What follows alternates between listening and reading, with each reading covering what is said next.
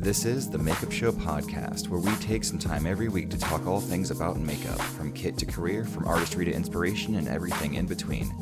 With decades of experience in all areas of the industry, award-winning makeup artists Danessa and James Vincent travel the world meeting and educating makeup lovers. In this podcast, Danessa and James share the wealth of their knowledge and career insights with you. Hello, hello, hello. Howdy, howdy, howdy. I'm Danessa Myricks. And I'm James Vincent. And this is the Makeup Show podcast. Welcome. Yay. People are back. Like, we're so excited that people are actually working. I'm living vicariously through anybody picking up a brush or a finger and putting it to someone's face right now. Me too. But I'm going to tell you, I am having nightmares about doing makeup. Oh my God. I had this conversation with somebody. I was like, I hope I remember what to do. Like, literally, it's been since, February? Mm-hmm. It's a long time to not pick up. We're working every day, but usually we do at least makeup, some type of makeup most days. But last night, actually this morning, I woke up from the dream and I couldn't go back to sleep. I had a dream that I was doing a music video and I didn't know, what was happening. And so and then I got called in and I had to crawl under these bleachers because we were filming in a high school auditorium and Beyonce was sitting there and she was like, "You're coughing too much. You have to leave." And I was like, "But I'm not sick." And she was like, "You're coughing too much. You have to go." And I was like, and I woke up in a panic. Because oh my gosh. That would end my career. Beyonce sent me home. I know, but she has been on my mind doing everything this weekend. So that's amazing. We love it. It also made me think a lot about, the conversations that you and I have kind of had in the last few days about how not doing makeup or not being around our makeup artists, we're also missing our community. We usually spend so much time on the road, speaking to other artists, working with other artists, educating with other artists. And we haven't done that since February in a real state. We've done it virtually. No, absolutely. I think that's been the biggest challenge of this whole time is that connection. And yes, we found ways to make it happen, but that physical hugging, squeezing, that communal spirit is definitely missing. So it's a part of this. It is, and for me, I'm very touchy. I'm a hugger. I've spent my career kind of doing in-person makeup events, so to not have that has really changed. I'm not gonna lie, I had a few weeks where it was really tough just kind of figuring out my own moods and kind of getting up and working every day. And I'm doing Zooms for brands and stuff every day, and and I would like log on to the Zoom and be like smiley and then log it off and be like in fetal position. I think everybody listening, including myself. And then, confirmation bias. Then I try to find articles on how everybody is depressed in a pandemic. So, well, it's nice that we're coming out of all of that slowly but surely. And I love the topic that you chose for today because it really is so in line with this, getting back in touch with our community and ways to use our community to further our success and our vision. I think it's right on time. I think it's essential. I say a community is about a feeling of fellowship. It's about being with other people that you share goals with, you share attitudes, you share inspiration, and I think taking that away from people and putting them in isolation has made it a little difficult, especially for artists, especially for creative, because so much of what we're putting forward, we pull from the inspiration of the people next to us.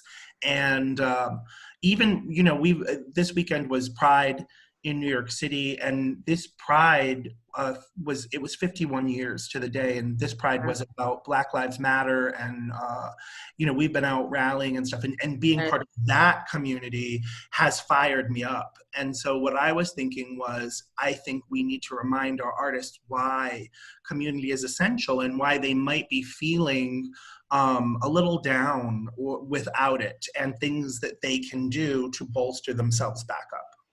It's really interesting because when you mentioned this topic, I really just took a minute to just think back, if I can use my professional life as an example, and think back about how valuable community has been throughout my entire career. I remember up until about 2000, I think it was exactly 2006, I was kind of like a lone wolf, just kind of doing makeup in a hair environment, just trying to make a way. And I believe it was either 2006 or 2007 when you and I met at that Bennett Career Institute in DC.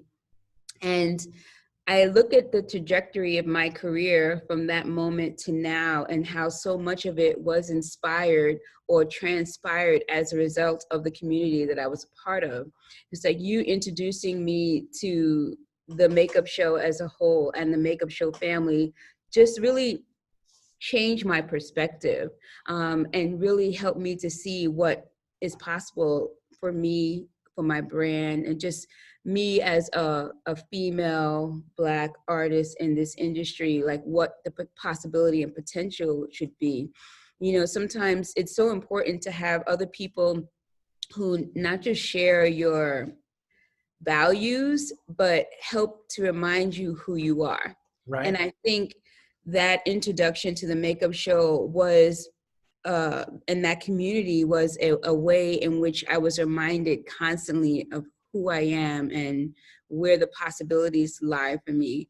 And I really thought about how essential that connection to that community has been for me over the last, 13 years or so now, which is crazy. And it's funny because I said yesterday was Bethany Town's birthday, and I met her in DC as well. Yes. And I said, it's funny, I don't remember not knowing Danessa Myrick's. I don't remember not knowing Bethany Towns. And I think that what community does is it allows you to have a sense of belonging and a sense of connectedness that maybe you don't have to even people in your life you might be closer with. You might have people in your family that you spend every day with, but because they're not part of all of your communities, there are certain things that you can't share with them, or they won't fully understand. Your community, I think, brings meaning and purpose, which is kind of like the overreaching thing of community, but I think it also brings opportunity. It brings an understanding of the things you know and the things you don't know. It kind of fills in those gaps. Absolutely. And it lets you know what is possible, because I meet someone like you and all of a sudden you're saying something, and my whole way of thinking about shape and contour can change. Or, I'll feel a little down, and then we'll have a conversation and you're like, well, have you done this or this or this? And I think that's why for creatives, community allows you to see the pieces of yourself that might not be fully functioning or not filled in yet, if that makes sense. And Absolutely. So what I did today was kind of put in 4 different pieces of community that I think people can focus on right now to help them move forward. All righty, let's do it. Do it? All right, let's jump in. So the first thing that I was thinking about with community is that community really provides a unique support system. For your wellness, community can help you be more compassionate or empathetic. It can help you have a greater well-rounded life. I think we're seeing that with social actions like Black Lives Matter. All of a sudden you're realizing the things about yourself that you never knew. In business sense, community can also give you access to spaces that you traditionally maybe didn't have access to. It could be specific knowledge, like things like sanitation and hygiene. Your family is not going to understand how to prepare your makeup kit. So you go to your community. So when I started thinking about that, the idea of like wellness, wholeness, business community, the first thing that came to mind was the idea of mentorship. The first piece of becoming any community is you should look for a mentor. Yeah, I think that's a great point. And there's so many interesting things that I wanted to unpack about what you just said. I think one is that oftentimes there'll be multiple communities that we need to be a part of because they each will feed us in a different way. Finding people who share your values in different categories are important also, because there may be a business community that you're a part of that really helps you to thrive in that space, but it doesn't really help you connect in terms of like your relationship to your family or maybe your spirituality. Yeah. So there may be multiple places and spaces you may find yourself to get the interaction that you need to keep you on track or to keep you level or to keep you inspired. That shared value is such an important thing. I think about this whole, the layering of the pandemic and the Black Lives Matter movement, just identifying new people who shared my values that expanded my circle. There are people who I interacted with on such deep levels that I've never spoken to before. We've never had a conversation. I didn't even know that we were connected in any way. And some of them are outside and others inside the industry. But it's really incredible to think of how a shared value can connect people. And the Black Lives Matter movement absolutely was one of those movements, one of that community of people. When I saw how big and how broad it was, that people in unexpected places, appearing to speak out for that. It really helped me to dig a little deeper, just even as a human. It helped me to think about just my journey, what I'm doing in the world of makeup, how I'm interacting with my family, how important my friend circle is to me. It really helped me dig deep into a lot of subjects and topics. And I found myself in spaces that I hadn't found myself before, with people who are really feeding into me in ways that I didn't even know that I needed. So everything that you said is just, it makes so much sense, and really taking the time to seek out and identify those people with shared values could be that space. And, those mentors sit in those spaces as well. We're mentored even by default through our everyday lives. Because basically a mentor is like a voice, either in your head or out loud or an example. And where we choose to spend our time, put our energy, what we allow to feed into our lives on a daily basis, all of that is part of the mentoring.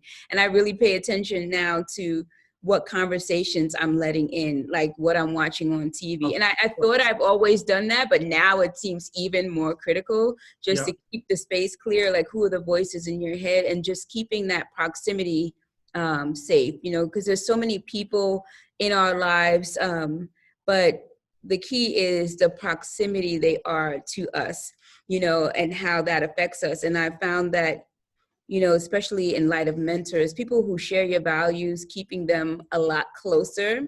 And then maybe people that you may be madly, deeply in love with because they are part of your family or are longtime friends, but adjusting their proximity to where it's appropriate to feed where you are in the moment has been an important process that I've been working my way through all of this. And so I keep coming back to those shared values and people who know who you are, who you want to be, and even who you're aspiring to be, and keeping those people closer. So even in a mentor, it doesn't necessarily have to be a mentor that you seek out doesn't necessarily have to be an exact replica of you. And probably that's not the best thing for them to be an exact replica of you. It's more of an aspiration, somebody who's maybe walked in your shoes in some regard and has gone to the place or gotten to the place where you want to be. But I think beyond that, they have to share the same values, because that's when mentorship becomes really, really meaningful. Definitely. And I think, when you're talking about community, I think shared value. And when you were saying that, I was thinking shared vision. Mentor is the first person you should seek out in a community, because this is a person who's more experienced or more knowledgeable, and they may be able to guide you because of their expertise. Mentors really, there are three purposes that mentors serve. One is new ideas. They probably have been there, done that. You know, I always say with the makeup show, we have experts who are doing it and have done it. And so that allows them to give you a very clear look at their values and their vision. They give you new insight, which is very different than new ideas, because new ideas is about moving forward. Insight is about looking inward and saying, what is the work that I need to do? How can I deal with my ego or my anger or whatever it is, those pieces that might be obstacles, and then new strategies. And this really reminded me of you, because I was like, you are such a strategic thinker. You're such a problem solver. And so I think that you mentor so many people because you always want to learn as much as you can and then figure out how to move forward. And I had a thought this weekend. In my work life, I've always had mentors. And in my education life, I've always had mentors. But, you know, in being in Pride this weekend, you know, we lost the whole generation before me was decimated by HIV. And I thought, okay, well, we didn't have that. But also there were no gay people on TV. There were no Black people on TV. There were no female bosses on TV. They were rarities. Yeah. So what mentors will allow us to do, especially for people of a certain age, is fill in the gaps in our education that we didn't have because there were not necessarily role models in the media. And so mentors can clearly look forward with you, show you where you are, and look back and tell you how to fill in the pieces. So for me, mentorship is the first piece that you need to navigate as you step into any community. I love that so much. The second thing that you need to think about with community, once you're looking at your mentor and who's going to lead you forward and guide you and give you their experience, is your peer. And I think this, for me, was such a wow moment when I was doing the research here. Your peer is someone that you are equal standing with. This is someone who maybe you have the common interests, the same status, the same amount of influence, and definitely those beliefs and behaviors.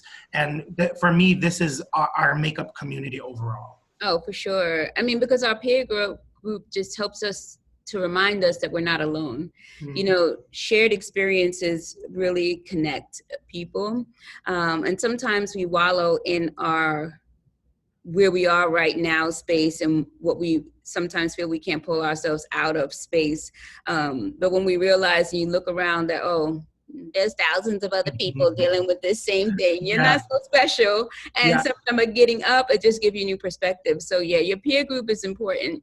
And just gravitating to those peers who are moving in the direction that you want to go is important, because your peer group can pull you in either direction. Yes. Yeah. Your peer group should, peer recognition is important because it improves your confidence and your self-esteem, which, you know, is something we don't think a lot about in business, but how are you moving towards success if you're not feeling that confidence? And so with your peer group, and this is essential, you need to surround yourself with positive role models, people who really believe that they can do something. And in any industry, you have to surround yourself with peers that see and speak your value, which you mentioned earlier, and your vision.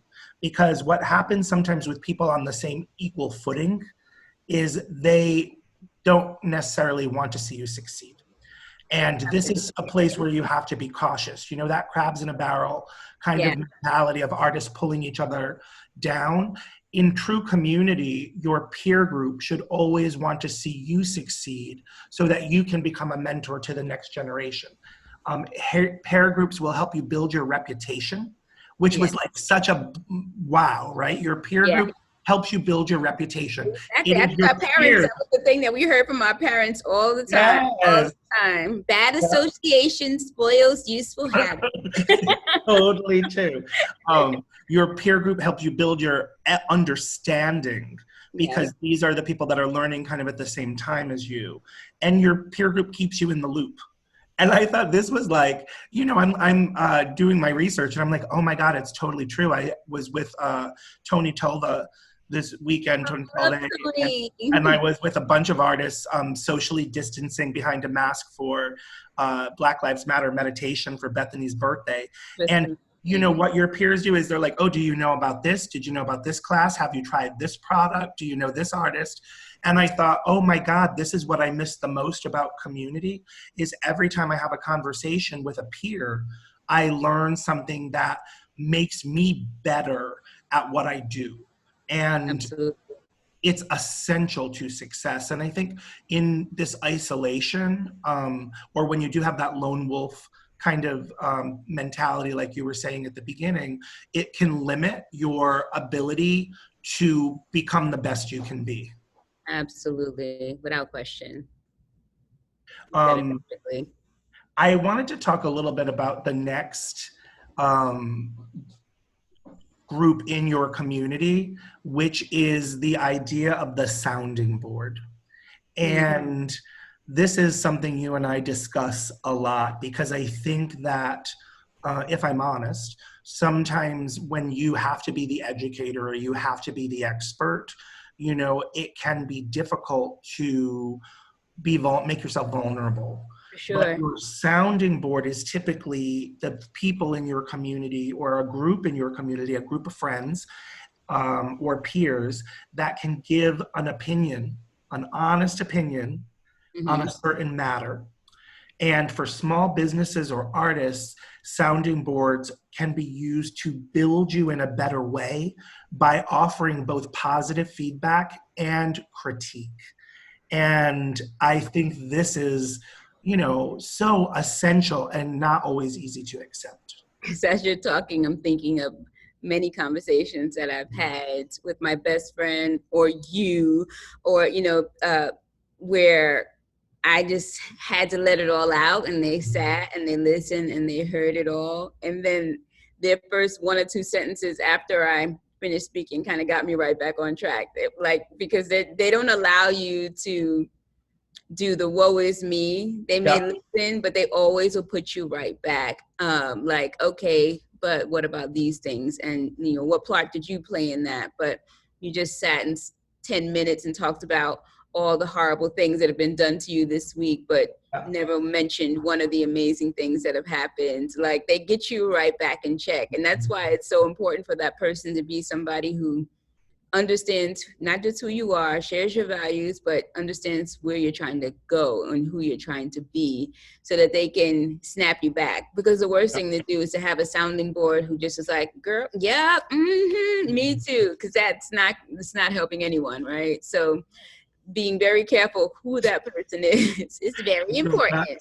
And it has to be someone who you trust. We had a moment in a conversation yesterday where I knew you asked me a question, I gave you an answer, and I knew you wanted to tell me that you didn't agree with the way that I was handling the situation, and you paused.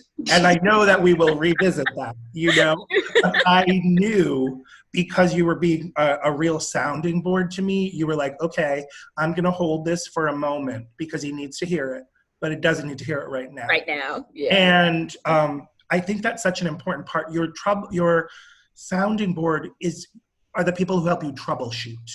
They're the people who might say the things that are not easy to hear, like, you're not charging enough for this service, or girl, your smoking eye needs some work, or maybe don't wear these clothes to that situation. But your sounding board also are the people who you can go to and you can say, this has come up, and in a safe space, I need to get some information, some opinion, and some, honest feedback. They also are great, and this really kind of immediately you came to mind. Your sounding board for a creative is also where you get your marketing and your, ideas about how you are positioning and speaking about yourself. Because your sounding board allows you to see you're inward and outward facing in a way that's very honest. And your sounding board should be about problem resolution. Yes, keyword. Resolution. If Yes. your sounding board is full of the people that are so dramatic and always having some issue, that is not a sounding board. And those might not actually be your friends or your Yeah, those are people who you need to remove yourself from their proximity. Like, those are the people you can still love them from afar, but they shouldn't be like your close circle. I get in trouble sometimes in the makeup communities because I think that I tend to stand up and use my voice a lot, sometimes even when people don't want to hear it. But I do think that there are some makeup communities that are so negative all the time, and for me, I cannot be a part of that. And I really kind of have had to remove myself from certain situations, and that's okay. Not every community is going to be a community that you are part of every second. Right. If you think of community like a church or a school, you are part of a community sometimes temporarily.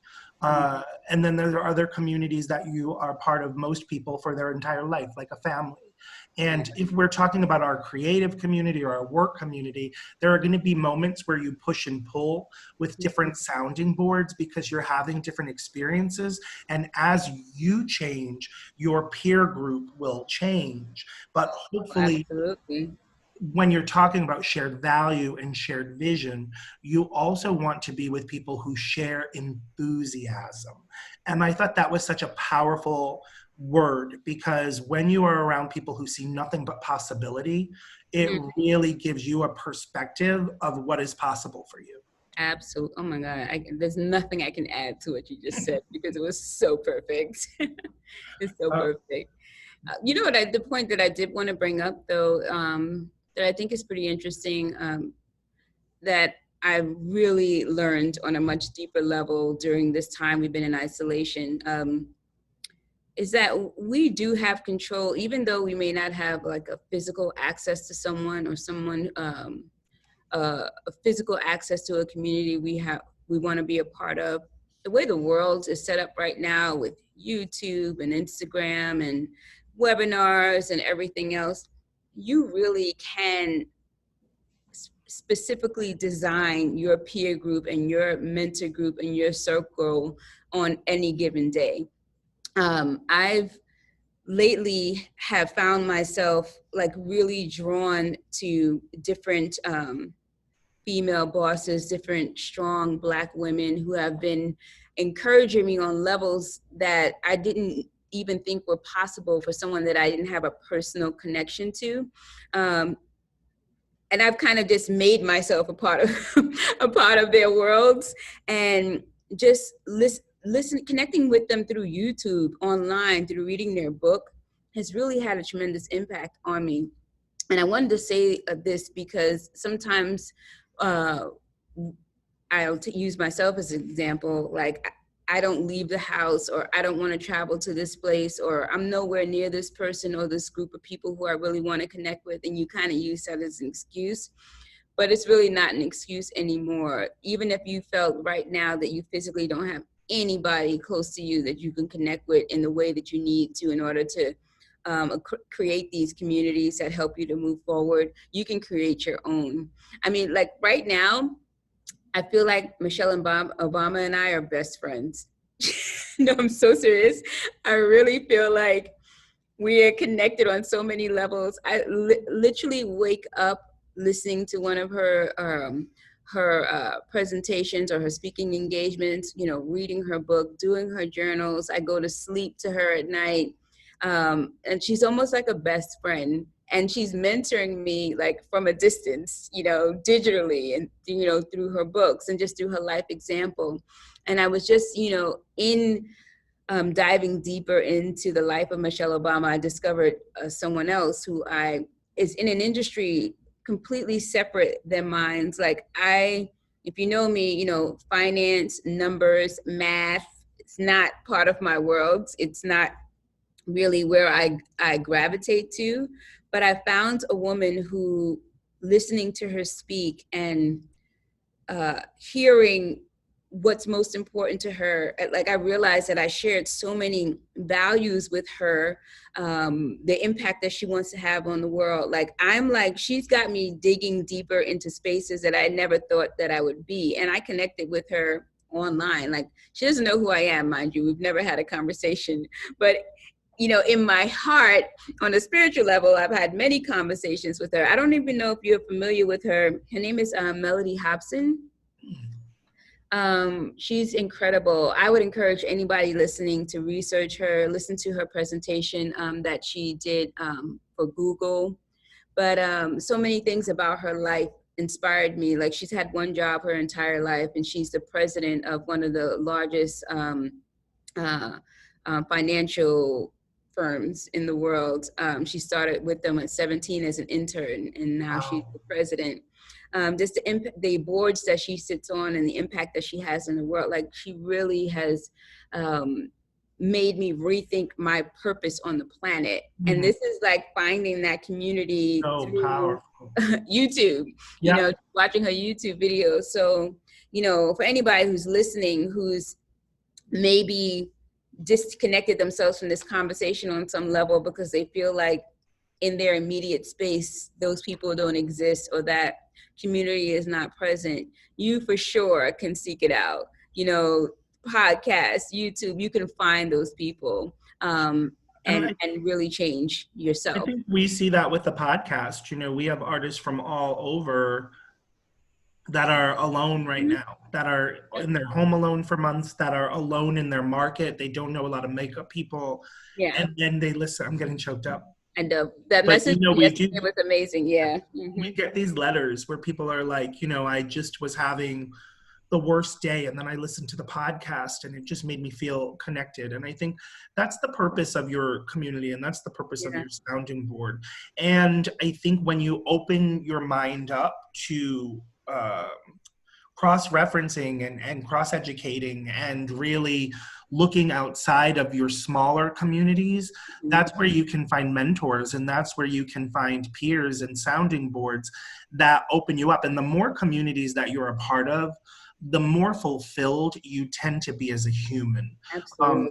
I think, I'm going to say something very controversial, but I think this is why America is the way it is right now, is that many people have never left one community that they've always been a part of. And what we know, this is not opinion, the more you travel, the more cultures you experience, the more people of diverse backgrounds that you become friends with, the more business owners you know, the more possibility you see in your life. When I was growing up, I didn't know anyone who owned their own business. So how was I to know that that was something you can do? Absolutely. It wasn't until I came to another place and saw small businesses and brands and all of these things that I knew that was possible. Growing up, I didn't know that there were other people who had so many diverse ideas and experiences because I grew up in a small place. And so I think that when you open yourself up to the idea that there are people out there who have knowledge, who have experience, who have vision and value that align with yours, but you don't have a physical connection to them, it really makes anything possible. Because the idea that Michelle Obama is a mentor to and a mother to the world right now, is such a genius way to think. Because imagine being a small child and thinking, this woman is this educated, is this traveled, is this eloquent, and I can do that too, because they might not see it in their surroundings, Absolutely, yeah. The last piece that I wanted to talk about with community is the idea of the shoulder. The shoulder is someone who can be a helper, can be part of the sounding board, can be a peer, can be a mentor. But the shoulder is the person that you can go to for advice in a different way. You can lean into them very authentically. With your sounding board, you may not be able to vent, or you may not be able to complain, or you may not be able to be completely honest because you don't have that closeness, but your shoulder is that person that you can kind of lean into and release, that will listen and allow you to move forward. I love that. That's like your mama, I guess. It's like, Yeah. I remember when you were 13 and Yeah. somebody who could take you back and like, Yeah. who understands what you've been through, to share the advice in a way that's meaningful on a deeper level. I totally agree. That person who's going to listen to you and then tell it like it is. Yeah. Because I think that sometimes with sounding boards, there is certain niceties that have to be followed, or certain protocols, or certain things that people are going to say, because it tends to be a little more professional, Oh, yeah. or more acquaintance oriented, where your shoulder is going to be that person that is like, snap out of it, stop Right. complaining. And I think for many of us, you know, again, I'm going to be really honest here. I think that for many of us, we have our outward facing, and then we have the group, the us that only small groups of people see. So I Sure. think if you talk to the makeup community at large, they would say, oh, James is always happy, and James is always so friendly, and James is always so warm. But I'm actually very shy, and I actually, you know, have a lot going on in my head all the time, but only a small group of people might be the people that I can really kind of unpack in front of and just say, like, I'm struggling with this, or, Yeah. you know, I'm feeling this certain way. And so your shoulder is essential to allowing you to move forward towards success in any area of your life. You know? Absolutely. Absolutely. Once again, you had like the most amazing list ever. You know, I love a list. But, you know, I did want to say, babe, the goal of being a well-rounded person, and I think that as I'm saying this, people are going to think of someone that they know. The goal of being a well-rounded person is that you can be each of these things to someone else in your community. Absolutely. Wow, You yeah. cannot always be the person that needs to lean on someone. You cannot always be the person that needs someone to listen to you and be your sounding board. You cannot be the person who always needs a mentor. The goal is that in any community, everyone is well-rounded and uses and becomes each of these parts of the community. Everyone should be a shoulder, everyone should be a sounding board, everyone should be a peer, and eventually everyone should be a mentor. I love that. That's such an important point. No one wants to be the burden or wants to have to shoulder somebody who, you know, who's creating like that burdensome spirit. It makes it feel heavy all the time. Yeah, now you got me thinking. I was like, I was like, I really need to renegotiate some of my relationships. I mean, even from my perspective, because it's true, everyone's cup needs to be filled, right? Everyone's cup needs to be filled. And I think that for creatives, if we look at the idea of how are we kind of moving forward in a space where we monetize our creativity with makeup, right? It is essential that you step on both sides of each of those relationships in the community, because if you cannot fulfill yourself on every level, you start to become stagnant and you kind of get stuck in one place. It really is the growth of being both roles in the relationship that allow you to become everything that you can be. Absolutely. So, well, this conversation ever. You know, I'm gonna be honest. Like I keep saying, I'm gonna be honest, but it's like because I haven't seen people. I think that when it comes to community, you know, it's such a part of what I do. I make everybody family. I make everybody, you know, I love to pull people into our community. I love to let people see what community can be, because I think the idea of stronger together is always something that I have in my mind. And I think you really kind of approach things the same way. It's really what Danessa Marks University is all about. It's what all of the workshops we do all over the world are about. It's like, welcome to the family, you know? For sure. And I need my family so badly. Like scarcity really breeds appreciation, and just having that, not having family so close, not having those connections that we used to, like, has made me appreciate this community on levels that I've never had, which really inspires me to pour into it more and more. So, you know, we talk about this almost every time we get together. It's like so much bad has come out of this double pandemic, the Black Lives Matter and the COVID-19, but so much good has come from it and is becoming from it. So I'm continuing to feel inspired and just looking forward to, you know, what lies ahead for our beautiful beauty community. And I feel the same way. You know, I think that I was panicked at the beginning of this pause because I saw all of my work falling away. And I say it in a TPG thing that I'm doing called Mindful Action, where I talk about, like, if I'm not a makeup artist, who am I? It has been such a part of my identity. And in this pause, what I realized is that my community is adaptable. My community is so strong. And at the moments where I cannot feel strong for myself, or I'm struggling a little bit, the idea that my community is there to kind of hold me up and remind me makes me better on so many levels, you know. And I think it's just essential that you are part of a community and that you give back to a community, you know, because it makes you a better in so many ways. So I want to say thank you to you, Danessa Marix, for being, you know, someone who is my shoulder, my sounding board, my mentor, my peer, and part of my family and community. And vice versa.